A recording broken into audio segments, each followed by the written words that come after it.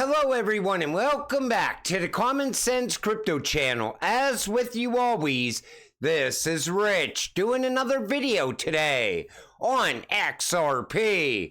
So I hope you're all having a wonderful day today wherever you are in this great world.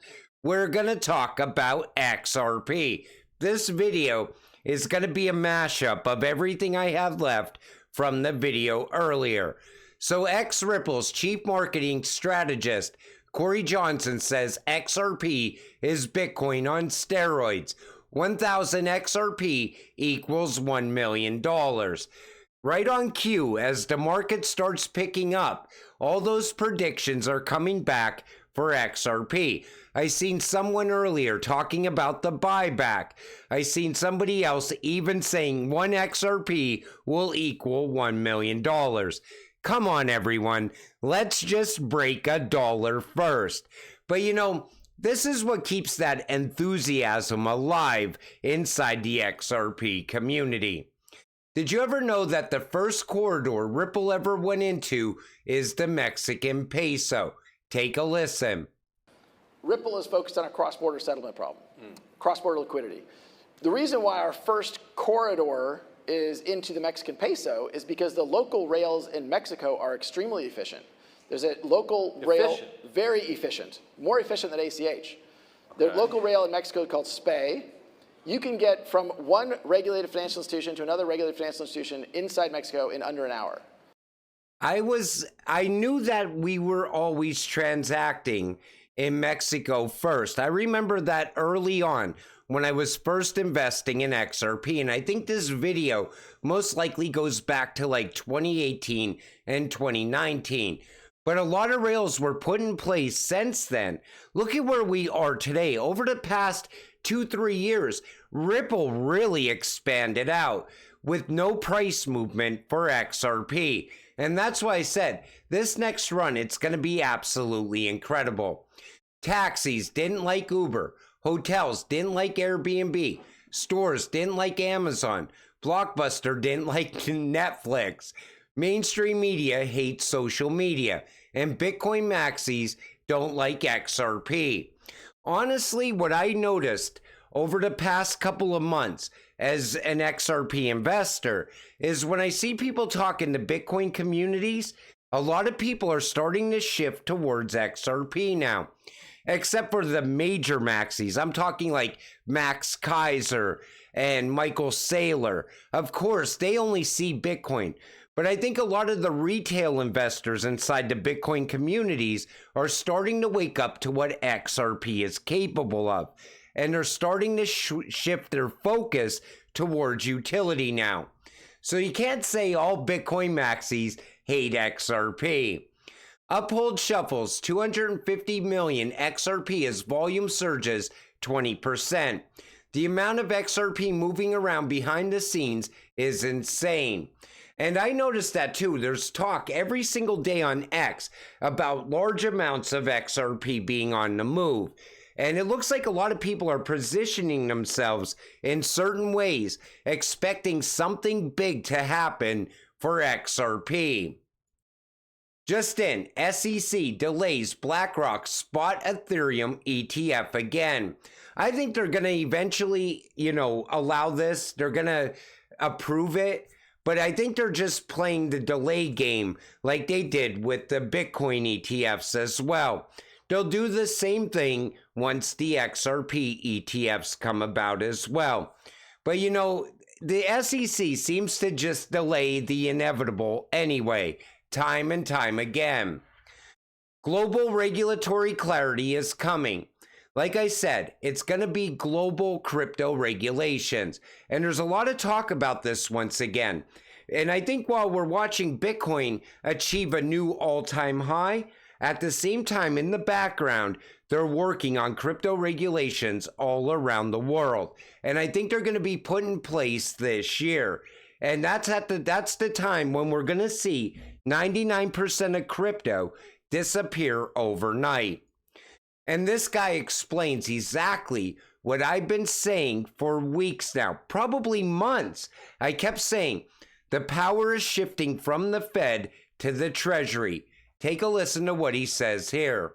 There's also likely to be kind of a Treasury guided bill introduced by leaders in both the Senate and possibly the House, where they ask for, where they grant Treasury maybe some extraterritorial jurisdiction over non-U.S.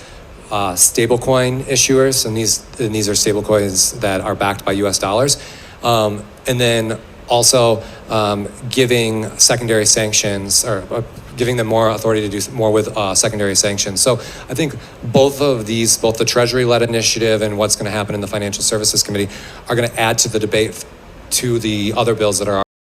What's going on is the Fed is shifting power towards the Treasury.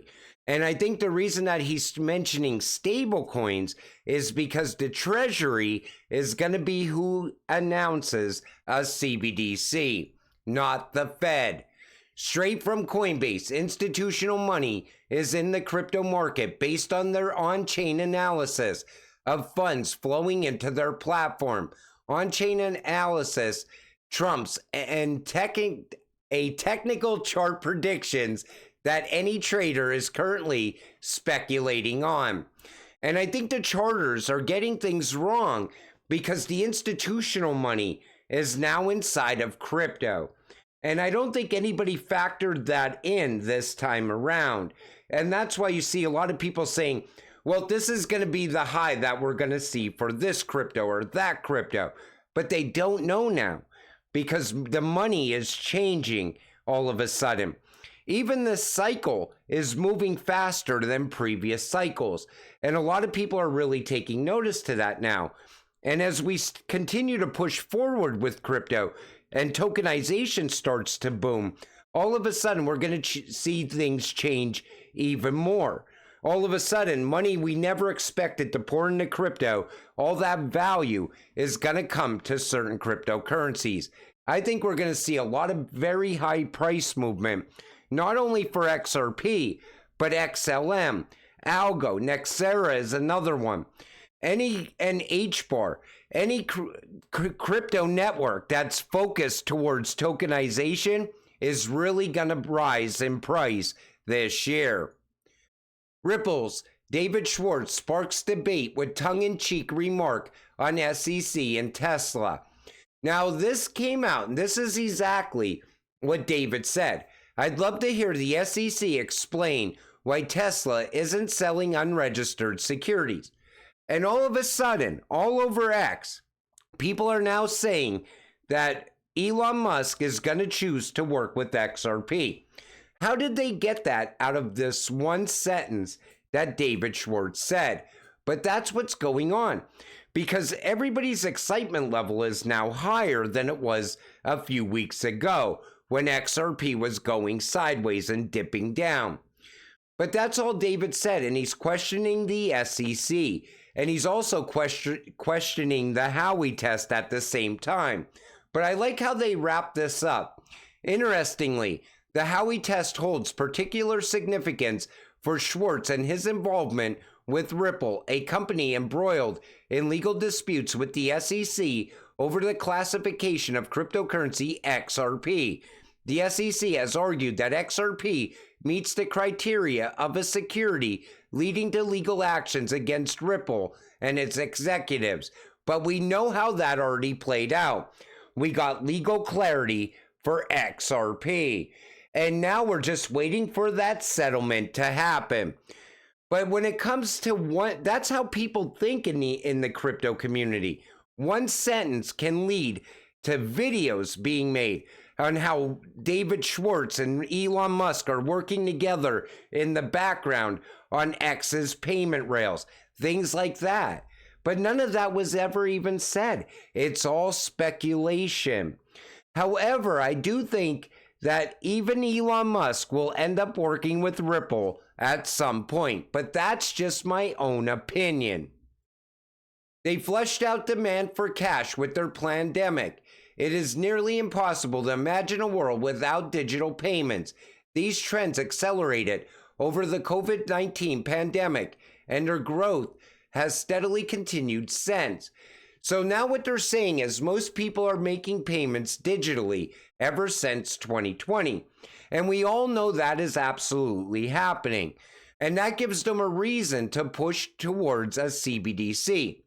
Like I said, while we're all looking at the crypto space, getting excited about the price movement, this is what's going on.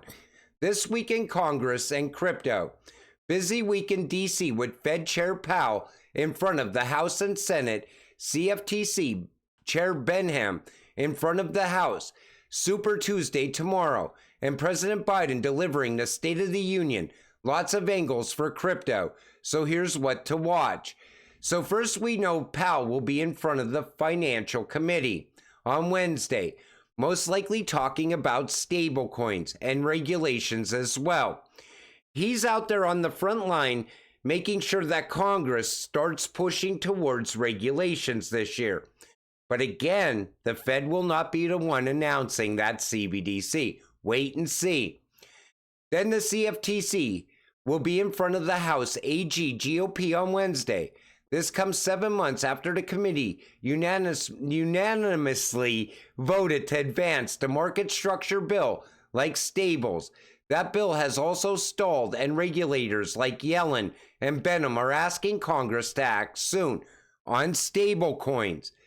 Biden will most likely talk about AI and tech and how it's advancing at a very fast pace.